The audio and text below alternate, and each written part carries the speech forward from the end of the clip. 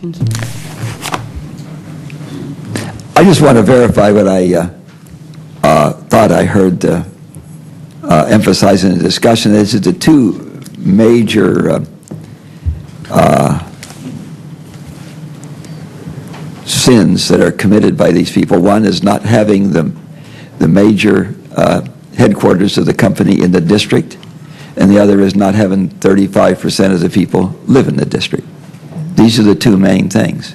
That's correct. There's four attributes for being a hub zone. You got to be a small business. You have to be 51% owned and controlled by U.S. citizens. 35% of your employees have to live in a hub zone, and the principal office, where the majority of employees essentially work, has to be in a hub zone. We tested the 35% and the principal office attributes for our case examples. Well, at least three of those are pretty obvious if you're in the community, aren't they? Yes, sir. Yeah, which would lead me to believe that peer policing, if we encouraged it, really would work. Because there have to be other hub zone businesses in that area which are really mad when the contract goes to somebody who's cheating. Isn't that true?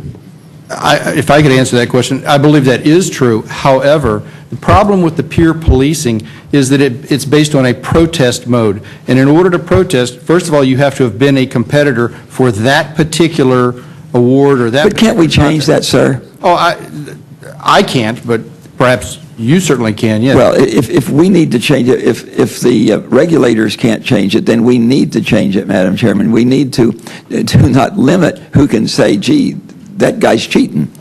And as far as I'm concerned, it can even be anonymous. You know, I like a suggestion box, an anonymous suggestion box outside my door. I remember a very interesting case when General Shinseki wanted to have berets made for all his soldiers.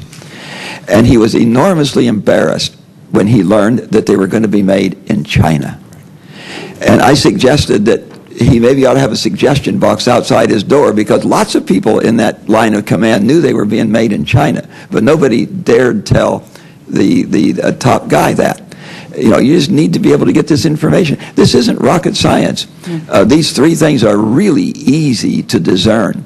And I would think that if we made it easier and we didn't punish these people who were protesting, and it shouldn't be just if the only person who can signal this is the guy who was involved in the bidding process, then you really, really have limited.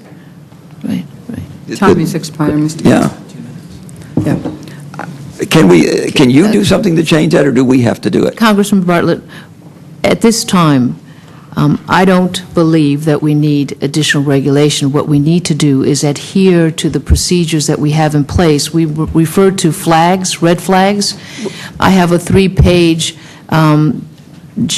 description of when red flags occur, the following should take place. And I mentioned earlier, it's program management and adherence and comply to procedures. Time is expired. Thank you.